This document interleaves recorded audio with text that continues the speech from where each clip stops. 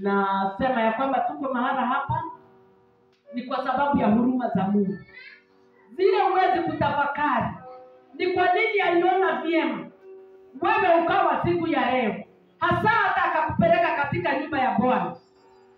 Ni kwa sababu ana jambo na wewe, hajamalizana na wewe, bado anataka umtukuze, bado anataka umfanyie kazi, bado anataka uweke taji lako likirembeka na mambo kadhaa. Kwa hivyo yuko mahala hapa hivyo tu ni kwa sababu Mungu wetu ni Mungu wa mipango, katika jina la Yesu. Hebu tukaomba kwa sababu ya neno. Baba, katika jina la Yesu Kristo tunapenda kukushukuru na kukuinua. Wewe ni mwaminifu jana, leo na hata milele. Hakika ubadiliki, Mungu wa rehema. Twakupa sifa na utukufu. Siku ya leo najikabidhi mikononi mwako nikiwa tu kama chombo, Mwokozi. Naomba unitumie, Mwokozi wa ajabu, jinsi wewe utakavyotaka, Mwokozi, na ili ukanena na watu wako jinsi mapenzi yako ilivyo, Mwokozi. Twakupa sifa na utukufu. Unapoendelea kunena nasi, Roho Mtakatifu njoo na ili uwe pamoja nasi. Uwepo wako Mungu wetu ukawa mahala hapa, ukaenenda pamoja nasi tunapojitayarisha kusikia neno lako na sauti yako. Katika jina la Yesu Kristo tumeomba na hata kuamini. Amen, amen. Na kusema karibuni sana wageni wetu. Nasema Mungu mahala panastahili, wakati unaofaa, kwa wakati wake Mungu mwenyewe. Ni kwa sababu alipoumba mbingu na nchi, siku ya leo aliweka wakfu ili wewe ukawa mahala hapa, na ili akanena pamoja na wewe. Kwa hivyo jua ya kwamba ukiwa mahala hapa, Muumba wako ana jambo na wewe. Kuna kile alitaka uwe mahala hapa, ni kwa sababu huko mahala pengine na angesababisha uwe mahala pale. Bwana apewe sifa. Kwa hivyo mko mahala hapa na mpango wake Mungu. Kwa hivyo mrelax, msikie mko mahali Mungu mwenyewe aliamua muwe, na fahari mko na dada zenu na ndugu zenu, katika jina la Yesu. Nasema ni asante kwa Mungu kwa sababu ametulinda wote. Nikiona nyuso zenu ninajua tu ni mkono wa Jehova. Na kama sio Mungu, hata nami sijui tungekuwa wapi. Tumeona huruma zake zikiwa juu yetu. Nimeokoka, Yesu ni Bwana, amekuwa mwaminifu, amekuwa Mungu mwema, katika jina la Yesu. Nimeona akitembea nami nimesikia kukaa ndani yake. Nimesikia ya kwamba nitakata kauli nzuri na ili nimuishie huyu. Ujumbe wetu wa siku ya leo, najua ya kwamba Mungu anaandaa meza akijua waraji wapo. Na nashukuru Mungu kwa sababu yeye ni Mungu wa mpango. Ni kwa sababu hili neno limekuwa ndani ya moyo wangu, Mungu akinisukumia mpaka siku ya leo. Na nashukuru Mungu kwa sababu anapotupa neno lake ama anapoongea nasi, hakika ninajua ya kwamba mzazi ndio anajua watoto wake. Na kwa hivyo mzazi wetu aliye baba yetu, kila wakati tukija hapa tunakuja kurekebishwa, tunakuja kutiwa nguvu, tunakuja kuelimishwa katika jina la Yesu. Kwa sababu kuna mambo yale hatujafahamu vizuri, kuna yale mambo tulisahau, hata mengine ni kukumbushwa, na mengine ni vocabulary kwa wengine hawajawahi sikia mambo kama hayo, ya kwamba yanatakikana awe akifanya, awe Mungu wetu anapendezwa na mambo kama hayo. Sasa ujumbe wetu unasema ya kwamba nguvu za ulimi. Bwana apewe sifa. Nguvu za ulimi ama nguvu zilioko na ulimi. Ulimi pengine hatujui ni nini. Ulimi ni kiungo kimoja katika miili hii Mungu wetu aliyeumba. Na nikisema hivyo, ulimi tunajua ya kwamba ndio inatusaidia hata kuongea. Ni sehemu kidogo sana, lakini ulimi ina nguvu. hujaelewa kile umebeba kina nguvu aina gani. Bwana apewe sifa. Umebeba mguu, umebeba mkono, umebeba macho, umebeba masikio, lakini kuna kiungo kingine kidogo kimeandikika katika Biblia na kila mtu ako naye, na kwa hivyo hicho kiungo ndio kinaitwa ulimi. Bwana apewe sifa. Na ni kwa sababu tungetaka kuona huo ulimi ama hicho kiungo kidogo kimeandikika wapi katika Biblia, kwa sababu kila wakati ninawaambia mimi kile chochote nitakacholeta hapa na nitakutoka katika Biblia ile uko nayo. Na ndipo nawaambia mnakuja na Biblia zenu, wakati mimi ninasema ni wapi unaangalia kama imesema hivyo. Ni kwa sababu niliwaambia chochote kinatoka Biblia, hiyo ndio sitaacha kusema, kupaza sauti, kuzingatia, mradi imetoka kwa Biblia. Lakini kitu kingine chochote, hizo zingine tutapuuza. Lakini chenye kimetoka katika kitabu chake Bwana, hicho tutazingatia. Wacha tuone katika James 3:5. Nataka wale wako na Biblia, kwa sababu leo ni kama masomo kidogo na masaa yetu imetusukuma. James, nisomee yule amepata James 3. Na wale wako na microphone, kina Kenodia sijui mko wapi? Kupatiana microphone, tusomee. James 3:5. Neno la Bwana linasema, vivyo hivyo ulimi ni kiungo kidogo sana katika mwili, lakini hujivuna majivuno makuu. Fikirini jinsi moto mdogo unavyoweza kuteketeza msitu mkubwa. Amen. Bwana apewe sifa. Tunaona imeandikwa katika Biblia. Kwa hivyo tukiongea mambo ya ulimi, utajua ni sehemu hata Mungu mwenyewe aliweza kuitafakari na kuinena, na ili tuweze kufahamu tunachobeba ni kasehemu kadogo cha kamwili kako ndani ya mwili, lakini hako kasehemu hako kadogo kanaweza fanya makuu, kanaweza hata choma msituni mkubwa, kama vile neno la Mungu linasema. Msituni wa aina gani? Kale kaulimi kanaweza sema mambo makubwa, kachome taifa letu.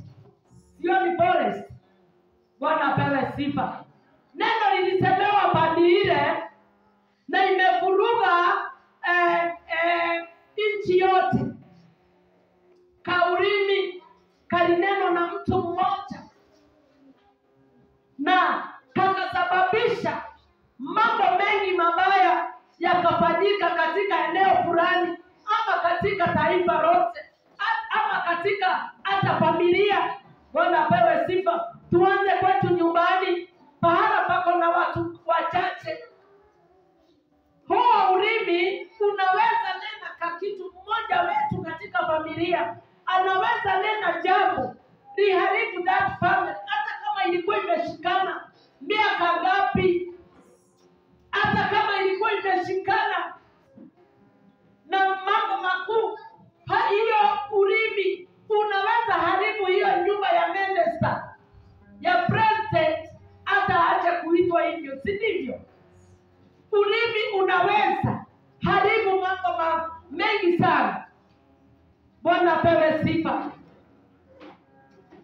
Na kwa hivyo tunaona kuna hiyo sehemu inaitwa ulimi.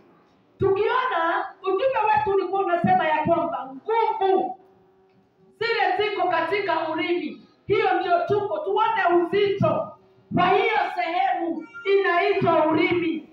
Uzito wa hiyo ulimi ndio unaweza kuchoma kila pahali, kuharibu kila pahali. Bwana apewe sifa. Kwa hivyo neno la Mungu linasema katika Proverbs 18:21, tuone nguvu za ulimi. tukitoka hapa tutachunga hiyo sehemu vizuri kuliko pengine nyingi tutakavyolinda. Tutalinda hiyo sehemu inaitwa ulimi. Na kama tumepata katika Proverbs 18:21, Proverbs 18:21, neno la Bwana: mauti na uzima viko katika uwezo wa ulimi, nao waupendao watakula matunda yake. Amen. Tunaona power in the tongue, ati ya kwamba ina kifo na ina uhai. Pengine utajua katika ule ulimi umebeba, uko na kifo, iko na uweza wa kuleta kifo. Huo ulimi una uweza wa kuleta uhai, chenye hata kinakufa kinaweza kufunga katika huo ulimi. Bwana apewe sifa. Na njia gani? Ni mambo mazito sana. Kama hatukuwa tumeelewa ya kwamba ule ulimi unaweza unabeba kifo na hata uhai. Na njia gani? Katika huu ulimi unaweza kuna maneno, anaweza kufa kimwili na hata kiroho. Kwa hivyo huyo ulimi ni hatari. Na njia gani? Unaweza nena mambo mazito, uletee yule mtu blood pressure, si ndivyo? Ama mshtuko wa moyo, kusikia ni Joshua alisema haya. Usingatie mtu na maneno, usingatie mtu na fitina, hata kazini ama wapi. Utaleta kuisha kwa huyo mtu. Bwana apewe sifa. Lakini njia zingine tena, huo ulimi unaweza ongea mambo mazuri, baada hapakuwa na uhai, pawe na uhai, kwa sababu utakanusha yale maneno yalikuwa yameongewa mabaya, na sasa yawe na uhai. Na yule mtu atakaposikia yale mambo, hakika moyo wake utajengeka. Bwana apewe sifa. Ni nguvu za ulimi. Nguvu za ulimi zina uhai. Unaweza bariki mtoto wako ama umlaani afe. Bwana apewe sifa. Ni ule ulimi tu una nguvu wa kubariki, una nguvu wa kulaani. Kuna nguvu katika ulimi, nguvu za ajabu. Bwana apewe sifa. Na katika ule ulimi ndio tunataka tujifunze. Pengine tumeua mambo kutoka kwetu nyumbani. Tuanze kwetu. Tumefanya huu ulimi ukalete vifo ngapi katika familia yako? Umeleta uhai pahali palikuwa na kifo cha kiroho cha mambo haya na haya. Wewe umesaidia namna gani na nguvu za ulimi ulioubeba? Tuone sasa tukilea kwetu nyumbani, kutoka kale katoto kadogo utaanza wewe unafanya kuka yako ule ni mabaya tu. Bwana apewe sifa. Wewe unafanya ule shosho yako hasikiagi, hafanya nini? Nguvu za ulimi ndio nataka tuone. Kwa hivyo maneno yale unatoa, inahitajika unaiangalia. Tunaanza kwetu nyumbani tukilea. Ama wakati tulikonisi, ulianza kunena maneno katika tumbo lako, ama huyo mtoto ulikuwa umebeba kutoka kwa tumbo. Maneno ya kinywa chako ina nguvu. Hapo ndio niko. Bwana apewe sifa. Kwa hivyo kuna jambo la kuelewa. Pengine ndio tuanze kujiangalia sisi wenyewe kutoka manyumbani kwetu, kama tunafanya lile jambo ama tunaelewa mambo jinsi yalivyo. Tuna sehemu ndani ya mwili wetu ina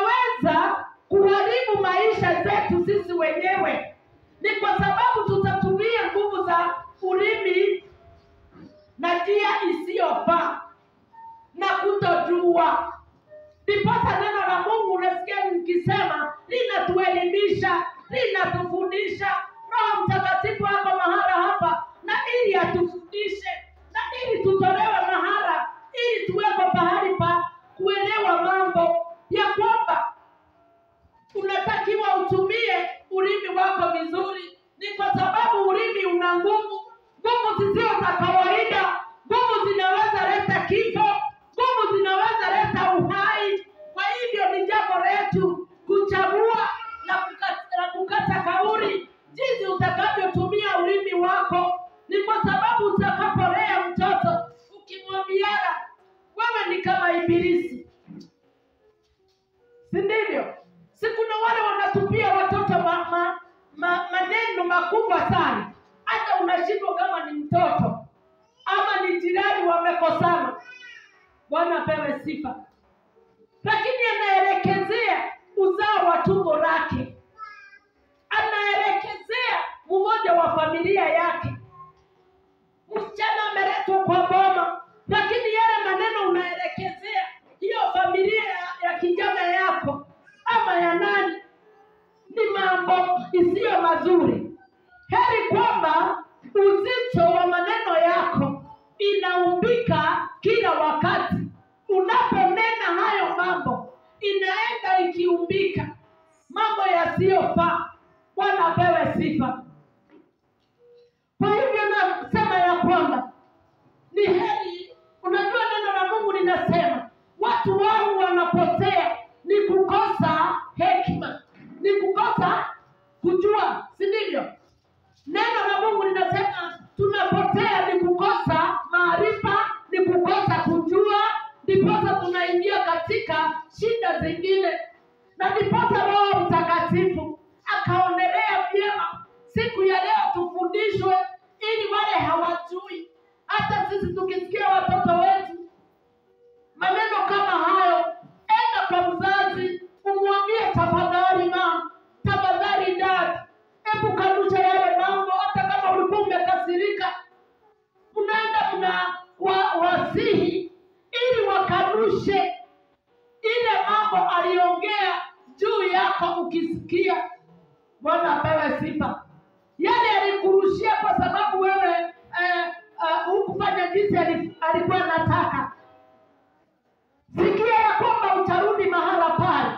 Pengine haya mambo yatakusumbua, haya mambo yatakusudi. Nguvu za ulimi, nguvu zinaleta kifo kwako maishani. Bwana apewe sifa. Kwa hivyo tutaona ya kwamba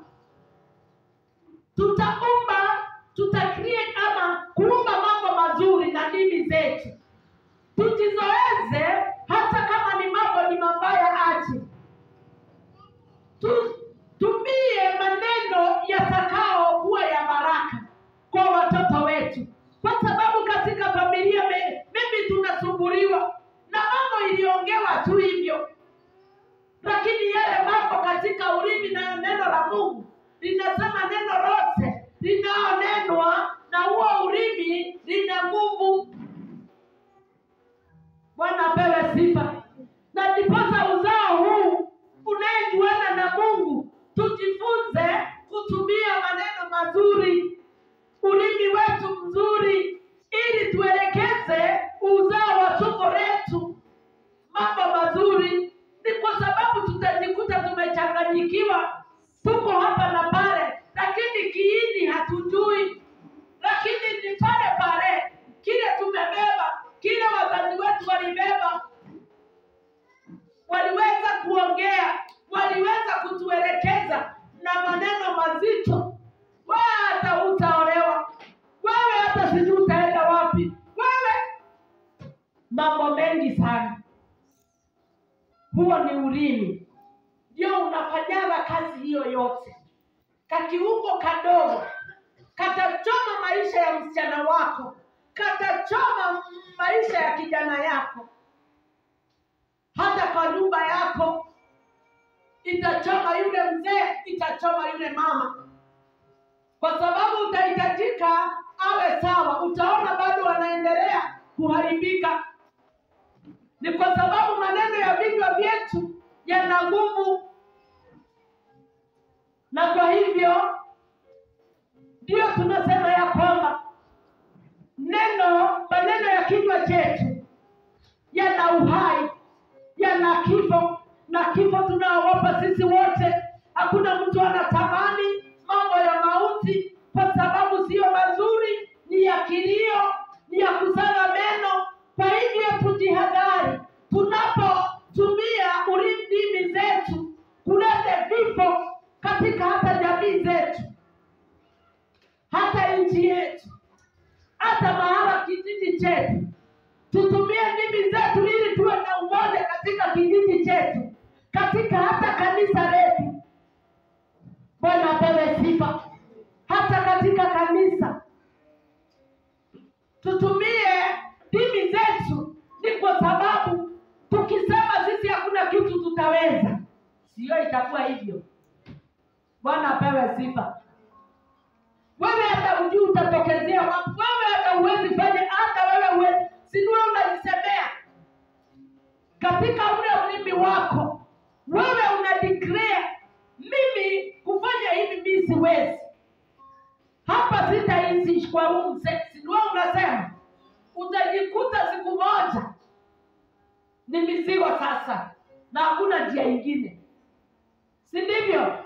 Kwa hivyo chenye tutazidi kunena na vinywa vyetu na ulimi huu na nguvu za ulimi huu, utaishi ukituangamiza sisi kwanza.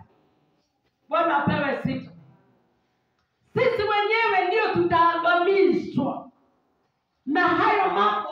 Tutanena na njia ya kuleta vifo katika maishani mwetu.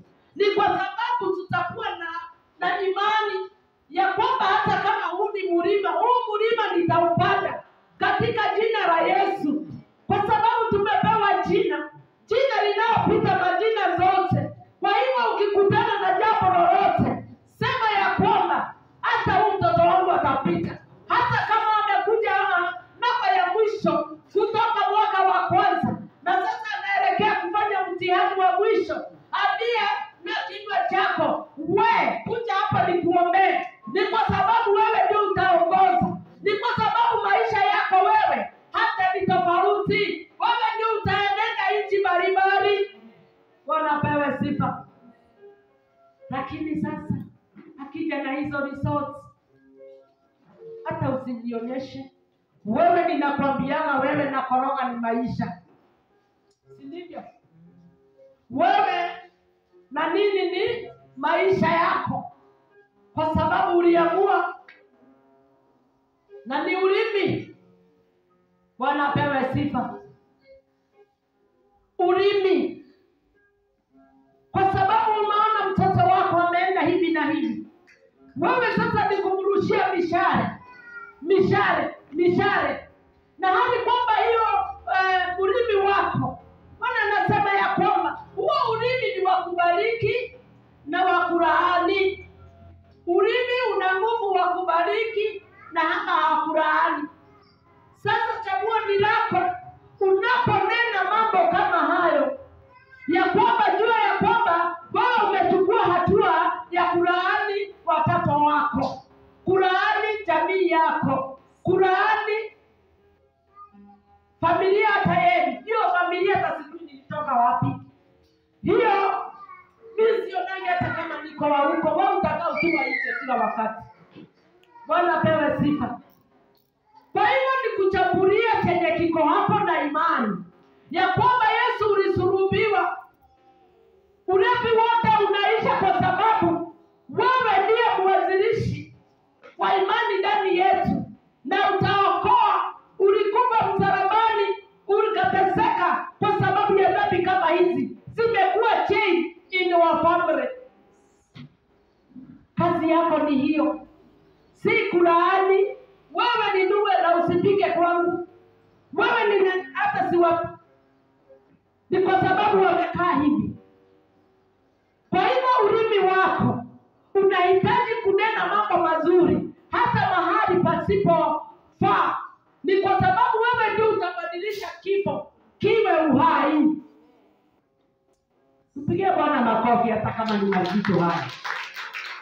Ni kwa sababu hatutakuwa katika ule utumwa tena, kama vile tuliimba ule wimbo na tukianza kukutukuza, tutakuja na watoto wetu wote.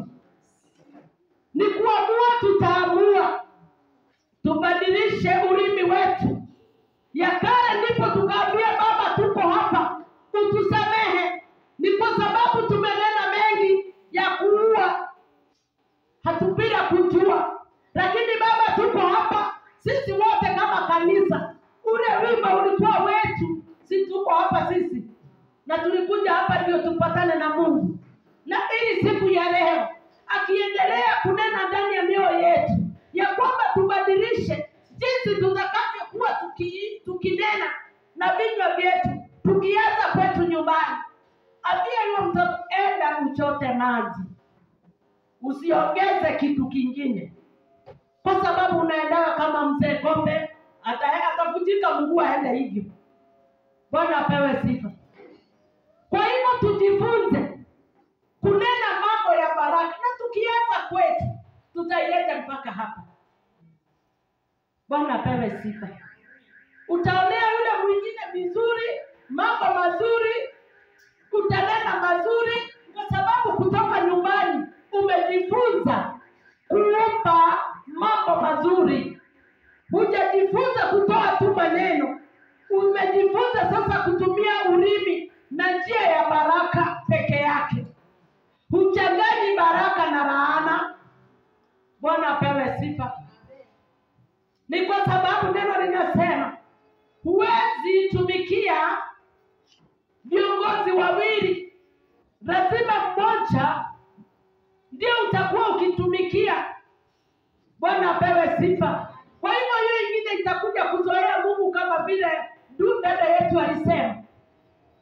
Juu lazima Mungu hachangani, si ndivyo? Yeye ni mwaminifu na hachangani. Kwa hivyo tutumie ndimi zetu na njia inayofaa katika jina la Yesu. Naomba tutumie huo ulimi wetu na njia ya kuumba mambo yale hatuna. Bwana apewe sifa. Kwa sababu huu ulimi basi tumeambiwa una nguvu ya kuleta kifo na uhai. Situtumie huu ulimi. Kutoka leo sikia ya kwamba anza kutabiri mambo makubwa, kuwa na visions, kwa sababu katika huo ulimi unatakiwa uwe na visions za kuumba. Mimi kama ninakaa nyumba ya kuleni by next year, katika jina la Yesu, hujui na una hata shilingi moja. Bwana pewe sifa. Anza kusema kama mwingine aliniambia. Mimi sasa nimeanza kuweka mawe, nimeanza kuweka chuma, nimeanza yaani za wapi? Za kujenga nyumba yangu ya mawe, ya ghorofa. Hiyo ni imani ya aina gani? Hata inakuchanganya. Lakini nashukuru Mungu kwa sababu huyo dada alikuwa na imani, akasema sitaarrange tena. Nimekataa kama nitaishi nikiomba Mungu. Sasa nimeanza yangu date hii na niliandika kwa kitabu. After 1 month watu wanapewa mishahara after 30 days. Anasema after 30 days, anasema hiyo ni ngwari mbili za mawe. Bwana apewe sifa. Tutatumia ulimi wetu vizuri, tuanze kucreate yale mambo hatuna. Magorofa yetu ya maisha tuanze kuikuwa na imani ya kwamba na kunena na ndimi zetu, na ili uhai uumbike katika yale mambo yetu hayo yamekufa. Na hahitaji biashara. Kama ni supermarket tunaanza kuitangaza. Bwana, hata ninataka ile kiti ya kusui, nikiwa pale nikingoja wateja waweke mizigo. Unaanza mambo mazuri kwa imani na kunena na kinywa chako, lakini itategemea utakuwa ukinena nini. Mimi mwisho wangu ninaona uliisha. Sasa mimi hata sikuwahi na tumaini. Ninaweza pata kaplot, ninaweza pata hii. Chenye umekosa, chenye unahitaji. Wewe umekinenea, hakuna bahari mtapatana, na bado unaambia Mungu akupe. Na wewe mwenyewe na kichwa chako unajua hata ulitafuta watoto kama 5. Ushawaambia ukihesabu ni nani na nani mmeshakutana. Na vile umemwambia mimi mambo kama hayo mimi nilimalizana nayo. Utaletewa kwa nini? Na ulitangaza na kichwa chako. Bwana apewe sifa. Kwa hivyo tunatakiwa tujifunze kutumia dini zetu na njia nzuri katika jina la Yesu. Na ili tuwe na umba kama vijana wetu. Mimi ninapita. Hata kama mahesabu sisikiagi, but what I know, hiyo nitakuwa na nyingi kuliko hizo zingine ninajuaga. Bwana apewe sifa. Kwa hivyo ni wakati hata mwimbaji Shinoaji pia alisema neko giginyana. Ni kusukumana, unende kitu kile kinaonekana kama wewe umepaka. Lakini shetani anasikia ya kwamba ametingizika, anatoroka. Kwa hivyo ni jambo tunatakiwa tuchukue silaha hiyo, tuitumie vizuri, itupiganie, ituondolee milima yale imekuwa juu yetu ama mbele zetu. Ni kwa sababu tutakata kauli ya kukaa ndani ya Bwana, na ili tufanye jinsi anavyotuambia, tukitumia nguvu za ulimi. Kumbe tunakuwa na kitu kidogo kasilaha kama kale mawe ya Goliathi na Daudi, upasue ja. Bwana apewe sifa. Kumbe ni kadogo hivi. Ya kwanza, hakuna wakati utanena kushindwa wewe. Hakuna wakati utatumia hicho kinywa cha afadhali basi unyamaze. Kama bado unasikia ukiwa na shaka, just keep quiet.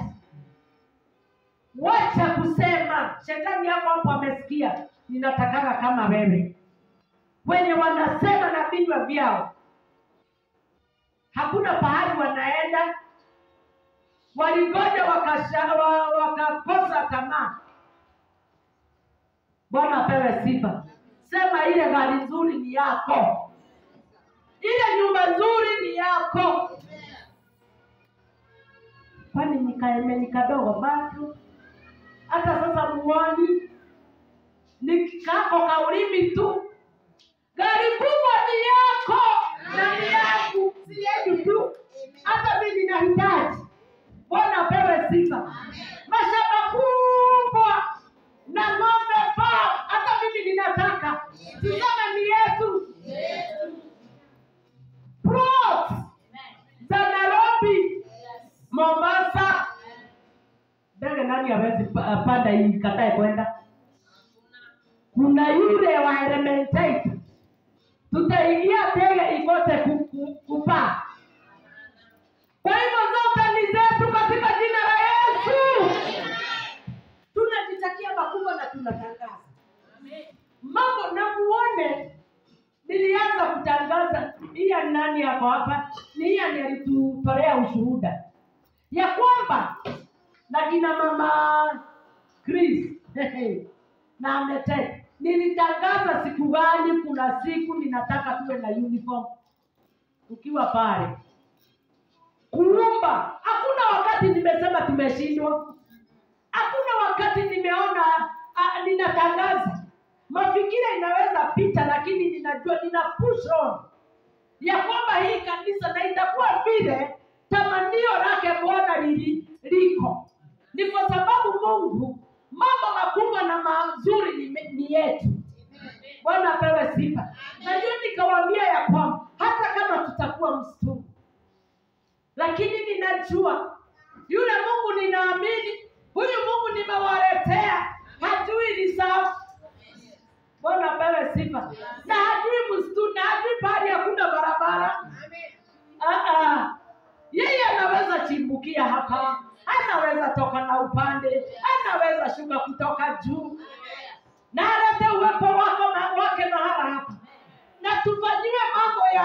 kila mmoja. Nikawaambia nataka magari zisimame huko. Ya mama Krisi ilikuwa ya kwanza. Hapo wapi atuambie? Bwana apewe sifa. Kwa hiyo wacha tuume mambo ya Mekati zilikuja ya msichana wake.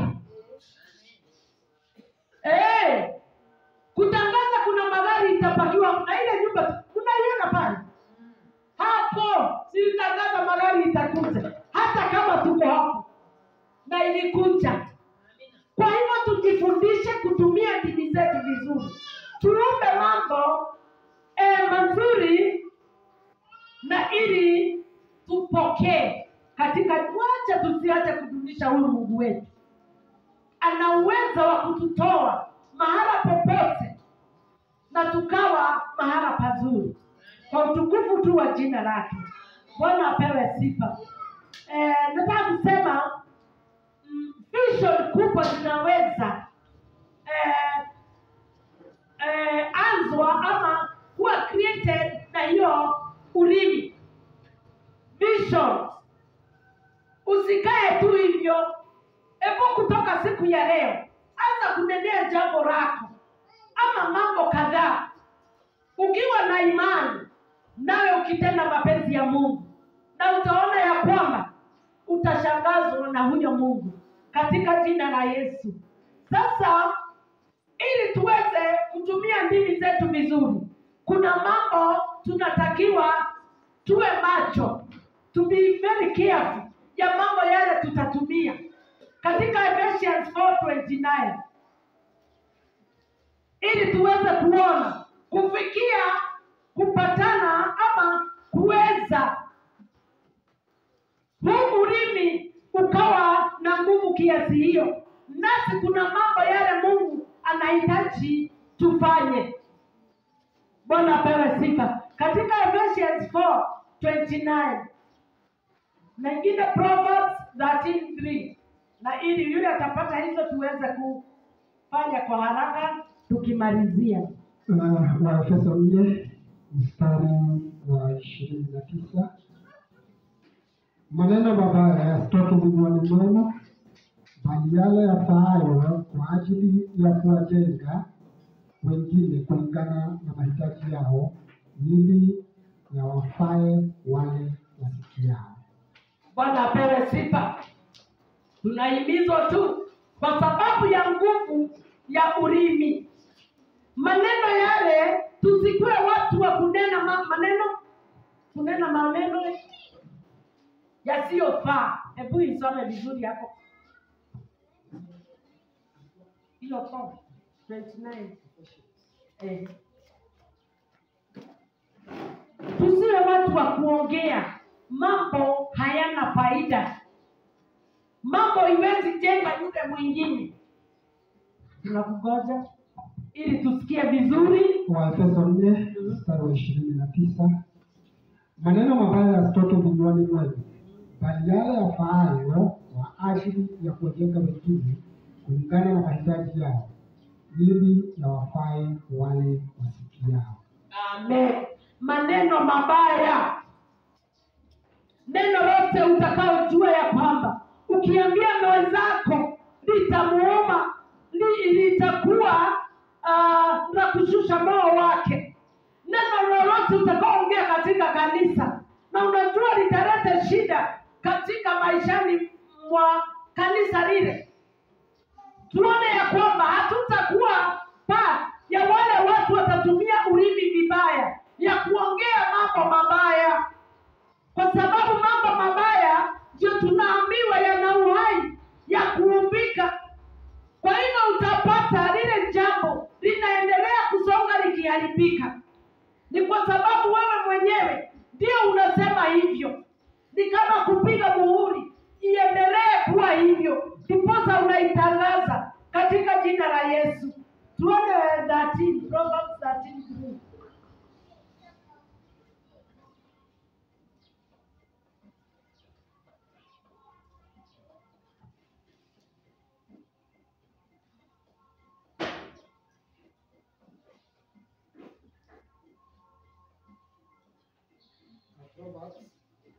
Proverbs 13:3. Neno la Bwana. Yeye alindaye midomo yake kulinda nafsi yake, bali yeye asemaye kwa haraka ataangamia. Amen. Sasa hili neno nalo linatuambia tusiwe wa haraka kuongea mambo. Tuchukue muda kabla hujatoa neno lolote katika kinywani mwako. Iangalie vizuri kama ni neno lina baraka, kama ni neno la kulaani, kama ni neno la kuwasha moto mahara, ama ni kama ni neno la kuunganisha waliokuwa na shida wakapatana. Kwa hivyo neno linatuambia kwamba tusiwe wepesi wa kunena mambo katika jina la Yesu, ili tunaponena neno lolote, kwa sababu tumefahamu uzito wa maneno yote tutakaonena na dimi zetu, ya kwamba yataleta kifo ama uhai. Kwa hivyo tusiwe wa haraka kujaji hata mambo, kunena mambo fulani hata kwa familia zetu, ili tuweze kujenga familia zetu. Tusiwe kwa haraka kupayuka kitu kwa haraka, hata unaharibu eneo lako unaoishi katika jina la Yesu. Kwa hivyo tuwe kama watu waliookoka, tusikie ya kwamba tuchukue muda kabla hujaweza kuleta shida katika maishani mwetu katika jina la Yesu. Tunaanza kuona 1 Peter 3:10. Kuna ile kitu tutafanya na ili tuweze kuona ya kwamba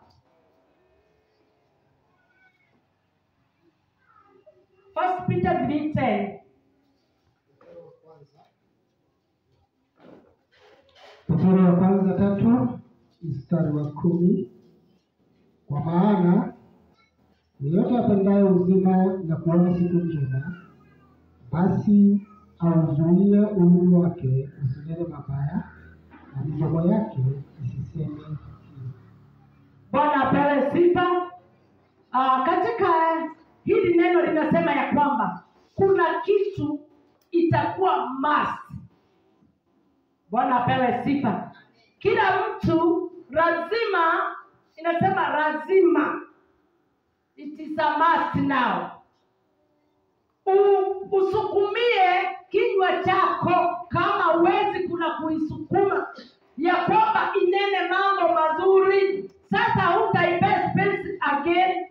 Sasa na wewe utachukua force ya kufanya huo ulimi ukataze kunena maneno bila kipimo, bila mwelekeo, bila kuchambulia ni nani unaambia, ni shetani unakemea, ama ni mtu unanena naye, ama unaelekezea nani? Kwa sababu shetani ndio tunamwambia kusimu katika jina la Yesu, tunakuharibu, tunakudestroy. Bwana apewe sifa. Lakini mwanadamu hatumwambii hivyo. Kwa hivyo kuna neno linasema ni must sasa to force ule ulimi wetu, kwa sababu ulimi ni mwepesi sana. Kuna bahari tutauweka break, na ili uweze kufanya mapenzi ya Mungu ya kuleta uhai wala sio kifo katika maisha yetu, katika jina la Yesu, katika kanisa la Bwana tutaregeza, tutaweka break. Hata neno la Mungu linasema naomba ya kwamba Mungu aweke guard my tongue. Bwana apewe sifa. Nafikiria ni hiyo ni Psalms 141, ya kwamba tuko mahala hapa, mahala ya kuweka lazima maybe to switch off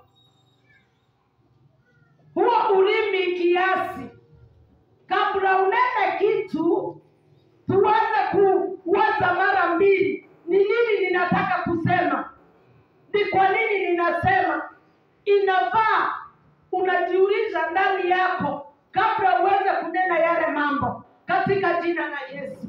Kwa hivyo siku ya leo, sikia ya kwamba kuna mambo utakao weza kupima sasa, na ili uweze baraka kwako nyumbani na maishani mwako. Tukimalizia Psalms 141 mstari wa 3. Hii ni maombi. Ni kwa sababu kuna mambo tumefanya, tumenena, yamelete vifo katika maishani mwetu. Ndio tunaona mambo yetu imekufa mengine. Maybe you are the source bila kujua. Kwa hivyo siku ya leo tutaomba Mungu atusamehe, atufanye upya. Ndiposa ule wimbo tuliimba tukasema, Baba tuko hapa ili utusamehe, ili usikie maombi yetu. Baba tumekuja na ili utusamehe. Ni kwa sababu ulimi wetu tuliutumia na njia nyingi zisizofaa, lakini bila kujua. Lakini tumerudi kwako kama watoto wapotevu, ili Baba yetu uturehemu, uturudishe katika nyumba yako katika jina la Yesu. Neno la Bwana, Zaburi 141 mstari wa 3. Ee Bwana, weka ulinzi kinywani mwangu, weka ulinzi mlangoni mwa midomo yangu. Bwana apewe sifa. Unaweza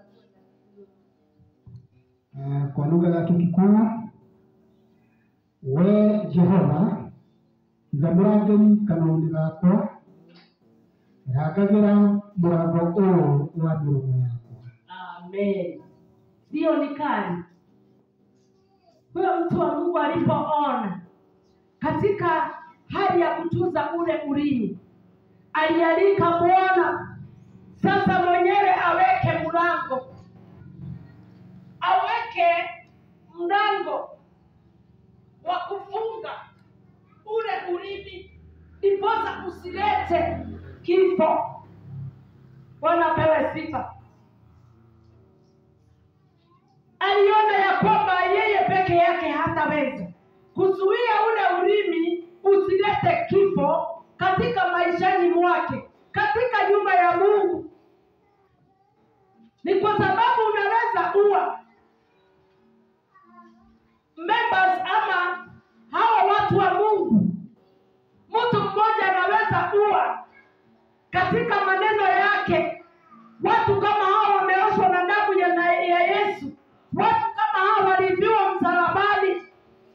Kuwe na jambo moja limetumiwa na mtu mmoja, imeweza kuua, kuleta maafa katika watu wa Mungu. Na kwa hivyo mtumishi wa Mungu huo akasema ya kwamba naomba Mungu, akafunga, akaweka mlango katika maneno ya kinywa changu. Bwana apewe sifa.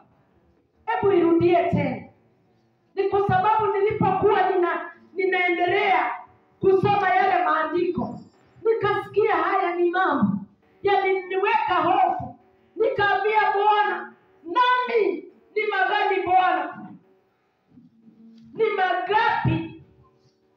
Naomba msamaha, naomba unitakase, naomba unioshe, naomba uje sasa uweke huo mlango katika maneno ya kinywa changu, na ili niweze kunena mambo ya uhai, nisinene mambo ya kifo katika jina la Yesu.